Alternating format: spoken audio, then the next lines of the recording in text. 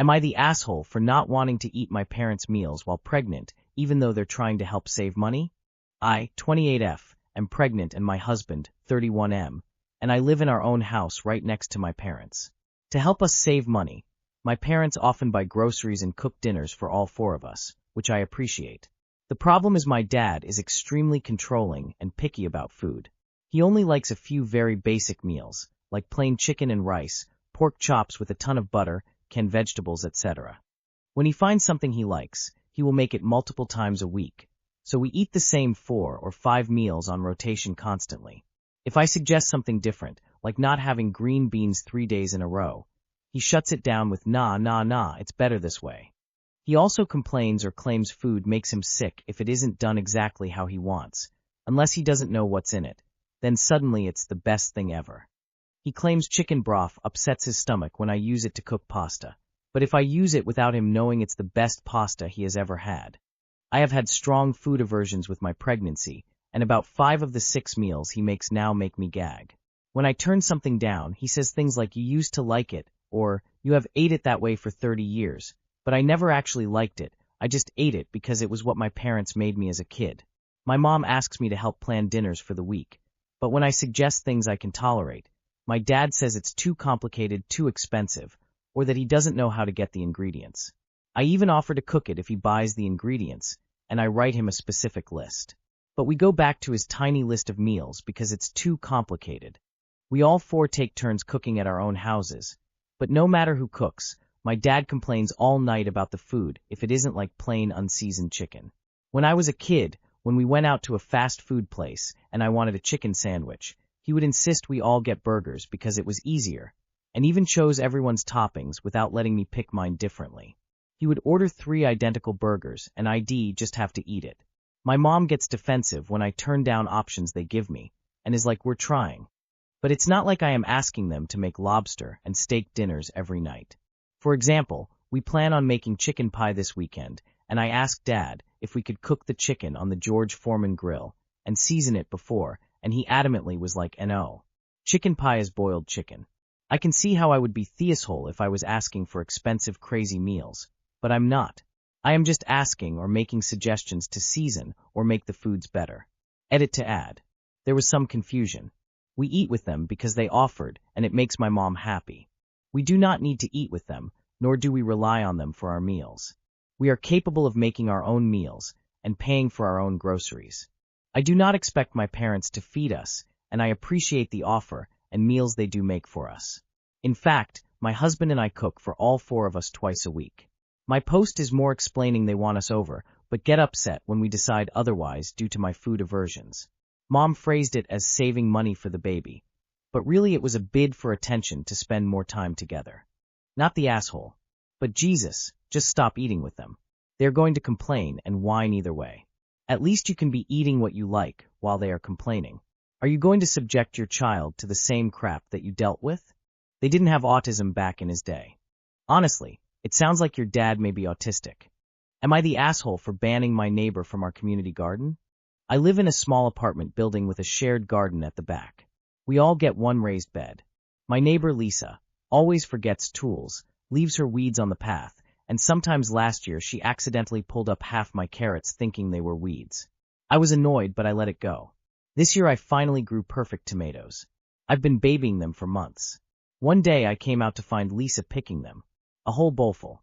She smiled and told me they looked so ripe, and she thought she'd help before the birds got them. I snapped and told her those were mine, and she had no right, and that she's consistently disrespectful of the shared space. I suggested that until she learns to ask and clean up after herself, she's not to use the garden. Our building's group chat agreed. She respected the exclusion but was so furious and said I'd publicly shamed her over a few tomatoes and that I overreacted. Even my closest neighbor took her side on that and said I was just not willing to share and could have left her alone after the warning. I felt bad and tried to talk to everyone to forget the whole thing and let her use the garden, but no one agreed. Even the neighbor that took her side was silent when she could have voted in support. TBH, my reaction was from the anger from the tomato incident, not really her general behavior. So am I the asshole? Not the asshole, she sucks, and she stole your stuff. You don't have to back down, just cause some other doormat says you should lay down flatter. She wasn't helping pick your tomatoes for you. She was helping herself and wasn't going to ask you if she could have some. She thought it was cool to steal your perfect tomatoes? Those are so hard to grow. Lisa can go to hell. Am I the asshole for telling my sister-in-law that I don't care about her health condition and she needs to shower? My sister-in-law has a health condition that causes her to sweat more than average. She can nothing at all physically, but still be sweating bullets. It can even be cold out, and she still breaks a sweat. This is something that I've always known about her, since we started talking back in high school, and although we weren't super close back, then it was something I can live with. Now flash forward to modern day, and I'm now with her brother, and she often likes to stop by very often since we live very close together. This I absolutely don't mind since she's overall a sweet person and likes to bring free food. The only issue is that she smells like absolutely foul.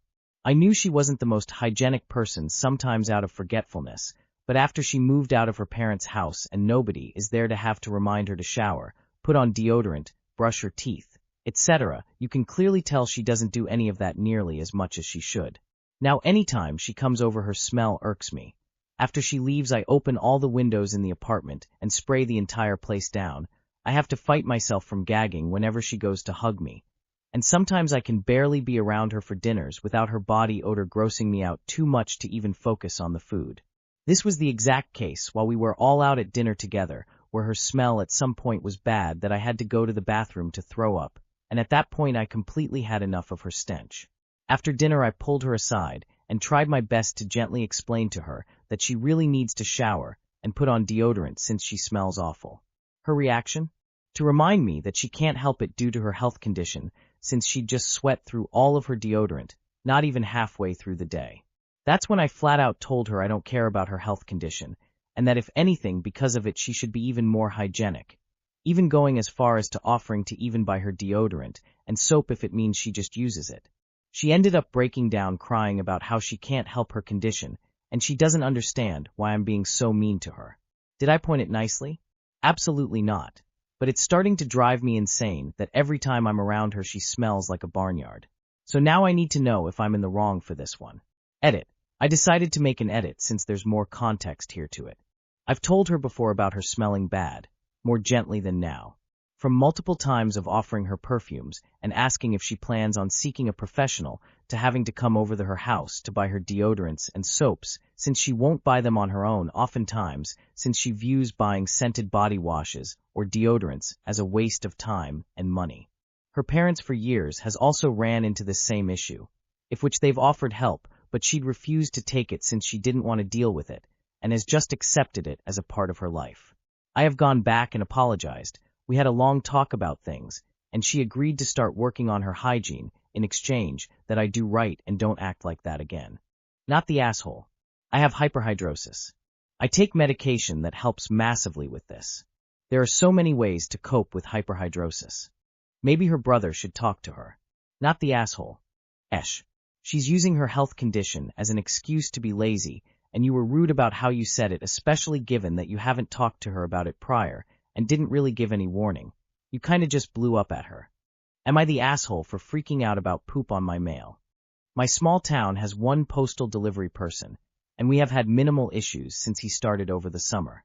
Today, a small plastic package with a clothing item was delivered to my door inside a bag with a printed apology from USPS for a damaged package. The package was covered in what smelled and looked like feces. The original bag was placed inside the printed bag and sealed, but you can see and smell the feces. The inside and outside of both plastic bags were smeared and smelly. The clothing item is disgusting and garbage.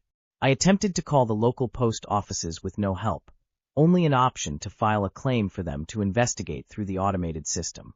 I posted in my town community group about the occurrence, and the postal worker responded and asked what I would have liked him to do.